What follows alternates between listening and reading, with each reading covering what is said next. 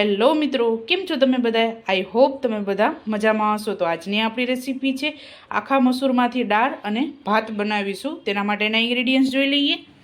તો આપણે 1 કપ આખા મસૂરને મેં ઓવરનાઇટ પલાળેલા છે. તમે 2 કલાક પણ આને પલાળી શકો છો. રૂટીન મસાલા, 2 નંગ ડુંગળી, 1 નંગ ટમેટું, અને આપણે ચોખા બનાવીશું આની સાથે. તો મેં 1 કપ ચોખા લીધેલા છે. સ્વાદ અનુસાર મીઠું, આદુ, મરચાં અને લસણ લીધેલા છે. તો ચાલો રેસીપી સ્ટાર્ટ કરીએ. સૌપ્રથમ આપણે ભાતને તૈયાર કરીશું. તો આપણે ભાતને કુકરમાં બનાવીશું. તો 1 કપ જીરાસા ચોખા લીધેલા છે.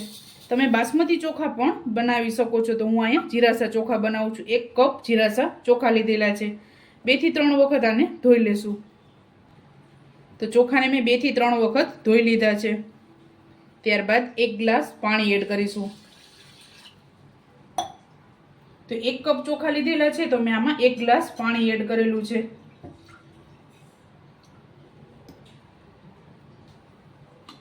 ત્યારબાદ સ્વાદ અનુસાર મીઠું એડ કરીશું.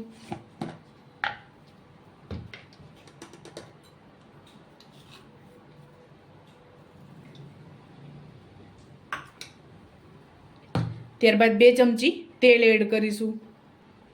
તો આપણે 2 ચમચી જેટલું તેલ એડ કરેલું છે. તો આપણે આને મીડિયમ ગેસ ઉપર 2 થી 3 વિસલ લેશું.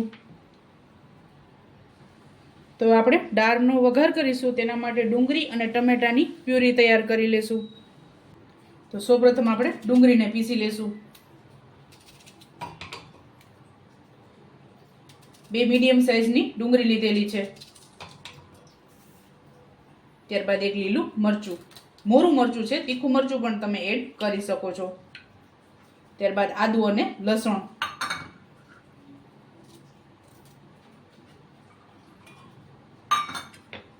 થોડુંક પાણી નાખી અને આની પ્યુરી તૈયાર કરી લેશું.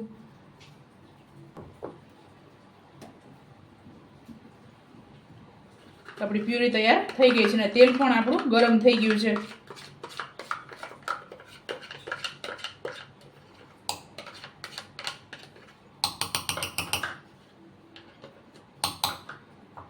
આ જ રીતે આપણે ટમેટાની તૈયાર કરીશું પ્યુરી.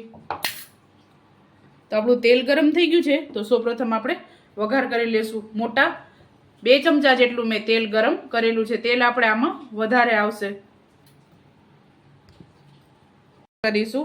તેના માટે આખું જીરું એડ કરીશું.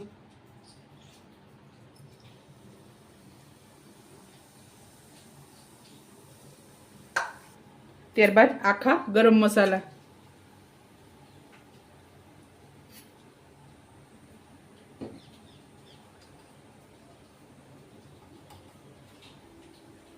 થોડીક હિંગ એડ કરીશું.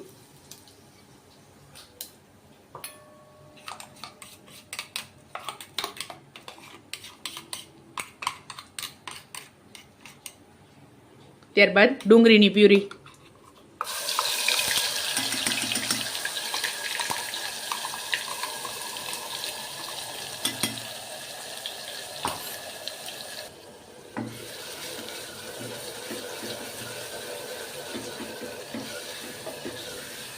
આ દાળ ચોમાસામાં ગરમા ગરમ રાઈસ સાથે ખાવાની ખૂબ જ મજા આવે છે. અને તમે પરોઠા સાથે પણ, રોટલી સાથે ખાઈ શકો છો તમે આને.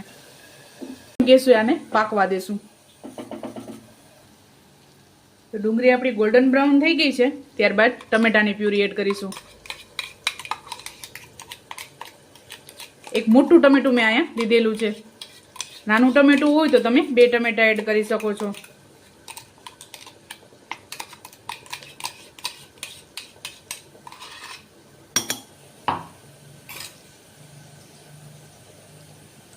ત્યારબાદ 1 ટીસ્પૂન હળદર એડ કરશું. સ્વાદ અનુસાર મીઠું એડ કરીશું.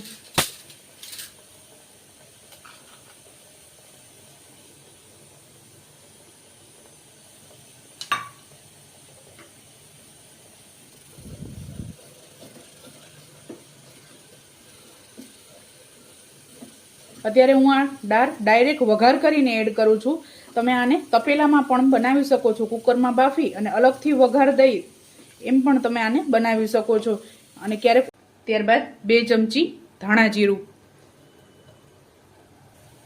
ત્યારબાદ 1 ટીસ્પૂન શેકેલા જીરાનો પાવડર અને ગરમ મસાલો 1 ચમચી,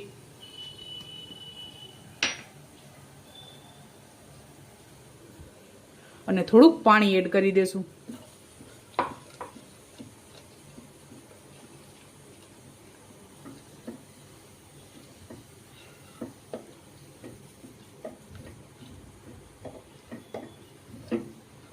તો 2 મિનિટ આપણે આને ચડવા દેશું.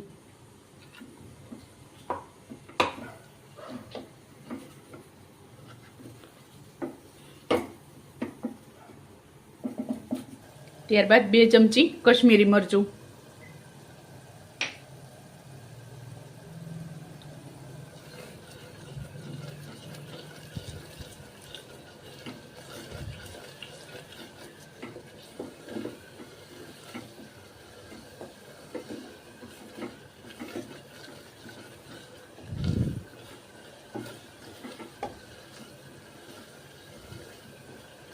તો આપણે આને તેલ છૂટું પડે ત્યાં સુધી પાકવા દેશું.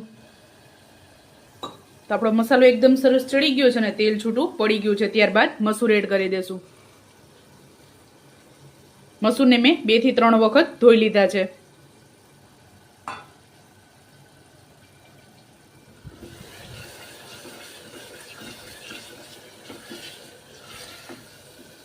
એકદમ સરસ આપણો મસાલો પાકી ગયો છે.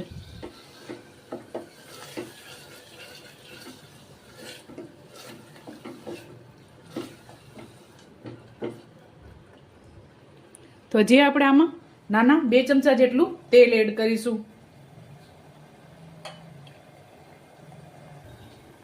તો મેં નાના 2 ચમચા જેટલું તેલ એડ કરેલું છે. ત્યારબાદ અડધો ગ્લાસ પાણી એડ કરીશું.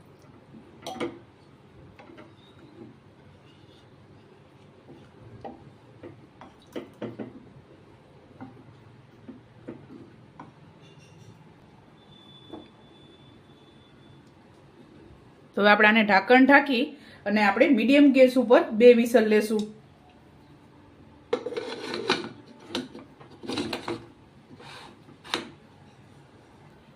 તો આપણા રાઈસ અને દાળ બંને વસ્તુ તૈયાર થઈ ગઈ છે. તો હવે આપણે એને સર્વ કરીશું.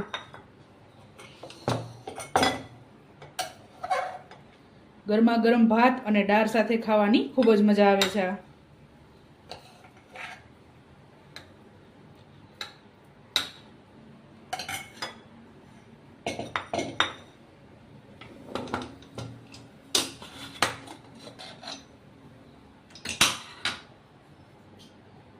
એકદમ સરસ તેલવાળી દાળ આપણી તૈયાર થઈ ગઈ છે.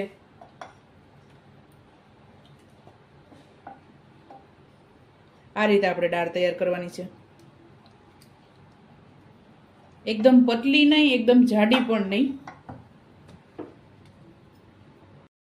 તો ચાલો મિત્રો, તૈયાર છે ગરમા ગરમ આખા મસૂરની દાળ અને ભાત. તમે પણ આ જ રીતે બનાવજો અને મને યાદ કરજો. મારા વિડીયોને લાઈક, શેર અને સબસ્ક્રાઈબ કરવાનું ભૂલતા નહીં. તો ચાલો મળીશું નેક્સ્ટ વિડીયોમાં.